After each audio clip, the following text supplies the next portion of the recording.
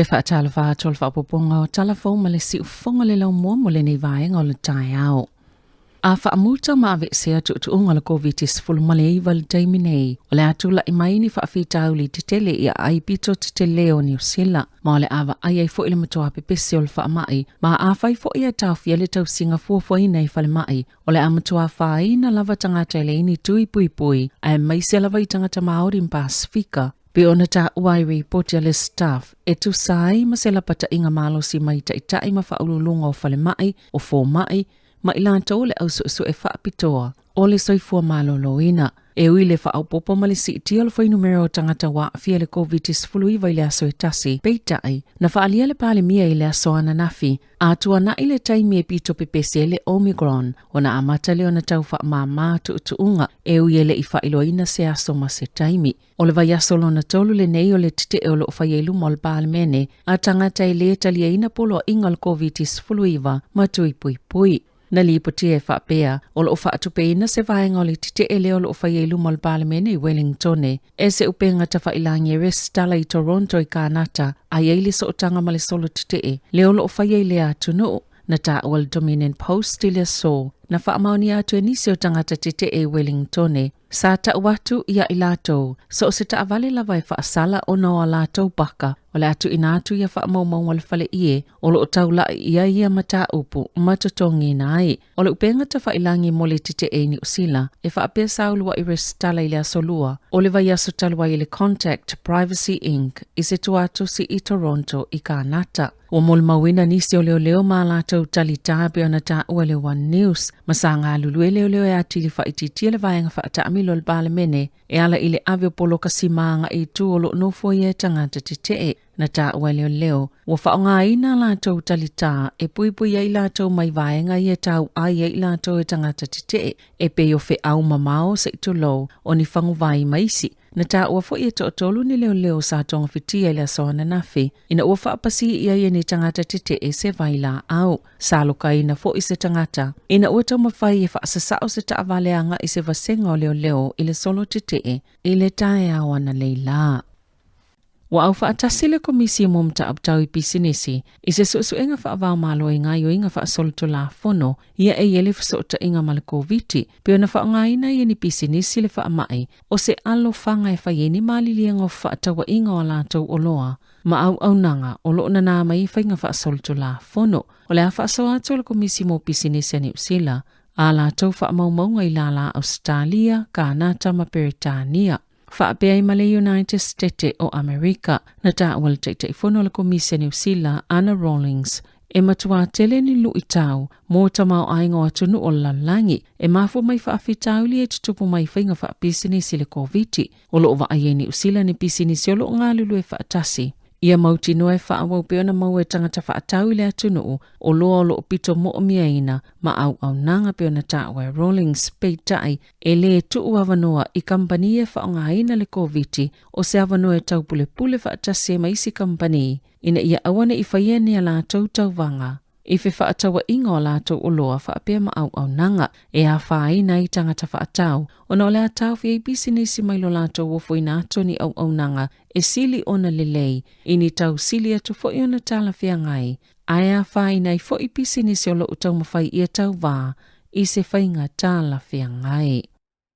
Ua whaasilisila le malo se polakala me fau e fsosoni ma lango i bisinisi le taimi o le pepesi o le Omicron. Masau no le Minister tupe Grant Robertson i le aso na nafi. O matua whaina lava au nanga manisi o pisinisi e peo ngā luenga tali malo ma whaatasinga titele. E le tasi se mafua anga peitai e manino lava fianga ua whaate iti e lungo nisi o pisinisi. Ma ua atangia mai yaile la matia o nisi au nanga i le ono le mawhai ona toi wha wau. E mawhai ona maue se pisinisi se tupe wha Tala whaapopo iai. Ma le wha se lau Tala mo tangata whaingaluenga tū mau taito tasi ai luas full wha Tala le tapulaa. Ma le atatala atu le whasosoni e ta ilua vaiaso mo se umi e ono vaiaso mai whaatolo ona maua lea vai ngā tupe. Ai ole a wha wau na tuli mata i tuto e le malo le tūlanga o iei nei mai ona toi whaapopo le whasosoni pe a whai mo o mia pe ona sauno le minsta o tupe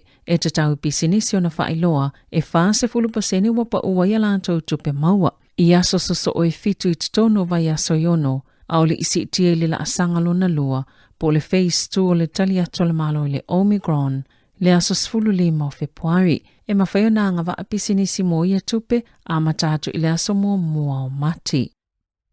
E to olua fe tolu se la wonus 15 le fa ingo tangata fo na fa amauni le COVID-19 pe ona fa iloi fa momonga le soifo maloloina o le aso ana nafi e pito to tele au kilani le ufa mawina il to afi ono se la wiva se fululua pito iai waikato e to se la tolu se fuluono ile pulenga fa falma e Wellington e kapiti ma porirua e to avalu se fulu maleiva Heart Valley e to se fuluiva Wairarapa e to avalu sali potia fo ile to oluo tangata na mali liui au kilani ona ole COVID-19 pe ona faalia I whaamaumau le asonga fua, ole tasina mali ole whalema I middle moa, a ole isi ole whalema I taulanga o kilani, ma e lunga atol ta I fitu se fulu tausanga, le mātutua. E to se laus fulu ono leo whaingo tangata olo o tahawhia I whalema I, ona ole virusi, e to o tasi, olo I se poto ngase ti ngā ina. Ua pepesi le Omicron I pulenga whalema I umalawa I le motu I mātua whapea masauti, pe ona ta ua le mtanga alwenga,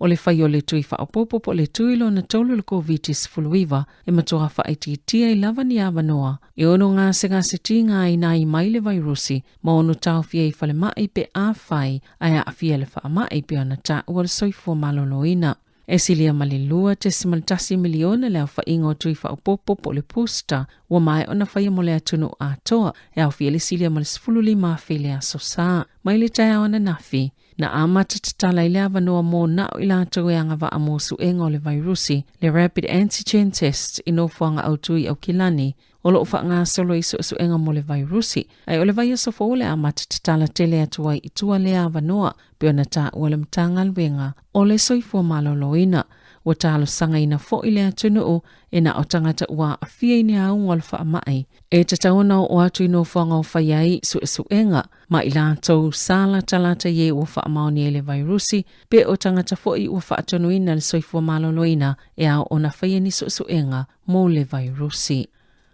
O le atapunia mao tal whaamsinonga sili, whaamsinonga toi apili ma le whaamsinonga mawalunga I Wellington mo se vai aso. Ona o le Omicron le ua afia leo whainga alwenga. I se pepo whaamatalanga le whaamasino sili Dame Helen Winkleman. Ua tā uai o le a whaawau pia whaamasinonga le whaamasinonga sili ma le whaamasinonga toi apili ai whaonga whiso o ta inga whaate konolosi. O le telefoi o mata upu le whaamasinonga mawalunga o le a whaia fo ilunga o whiso o ta inga I upenga ta whailangi. O le a whaawau pia na yeia a fianga o whaanga solonga au nanga whale whaamasino ona o le Omicron ai ua yei fo ia lātou tāpenanga mo ia vaenga. Mai ono yei ni whale whaamasino e tāpunia I le lumanai manise o ngā luenga al whaamsinonga pe ona ta ua Dame Helen.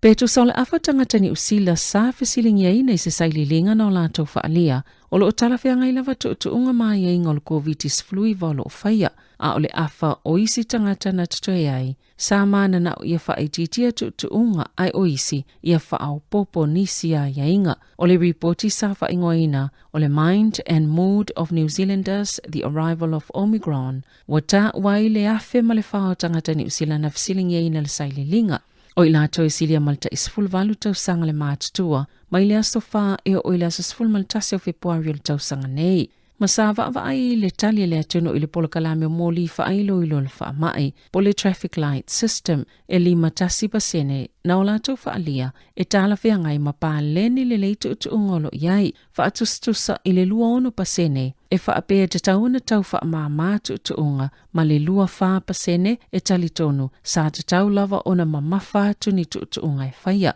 e ono tolu pasene na wha ilolo lato tali tonunga, olo o le leile ngalwenga le malo peitai, wapa umai le valu tolu pasene lea safa mawina le tau sanga talawai. O anana fo ilea safa ilo i seisi saili linga e wha atatau. Ile popolenga o tangata I whaamatanga se ilunga o upenga ta whailangi pe ona whaatino ina ile internet New Zealand e awhi ma le tasi la whainga o tangata mātua sāwhilingia. Ile asaili linga masata wai e tolulua pasene o tangata I samtoa maa walunga lavalo lato tulanga popole I whaamatanga se o loo whe awea ilunga upenga ta whailangi a e tolu wha pasene e matua whaapopole ina foi. Na ta uwele polisilo le internet New Zealand Jordan Carter. O popolenga o tangata I whaamatanga se winga le COVID wālua I ilunga le whainumera e fitu 5% sāwhisilingia. Ile saililinga lea o lato whaalia I whaapea o whaamatanga se winga le COVID sfuluiva o se tau whaamata uonga lea ile maafutanga o tangata ni usila. I taalonga, e fōlinga mai o le ato e tōlo po fo ile taalonga mō le moana Pasifika ile tauwanga po ile taamilusanga o le lakapiso pa Pasifika. Ona esilia male afa o le au o loo whaanono fo isea pea talo na afia le COVID sfuluiva. Na whaalia le whaiaonga Aaron Meicha le asoana nafi, sasi itia le whai numero e na afia le vairusi, talo mai le toa fitu le na ulwa I whaamaoni le whaamai, mai mtoa mawalunga atu, na ilo le fitu le ana ta ua mua, e to osfululima le au lo whaanono fo isea pea le whalital malo I Queenstown. Ma ua tu iai le asolulu, ia o atu iai ua maua lato suenga e le o afia le vairusi. Ona whaato a mawhailo leo na tatala mo to le ninga. Ua toi tolo itua ile aso saa, mai le aso wharaile pe ona fofoina mua, le taalonga le moana Pasifika ma le Chiefs peitai, ua ta ua eono le whaataunu uina. Sata ua le whaiaonga, na iei whaatala noanga le whaonganga o sui whaaleo leo isi au, e whaato mo le moana Pasifika pe to tolu, ai le silia ma le to wha, ona a mawalunga atu le whainumera, wa atangia mailoa, e le se au, ale moana Pasifika. Tala whauia ma le si ufonga le laumua, mo le nei vaenga o le tae au.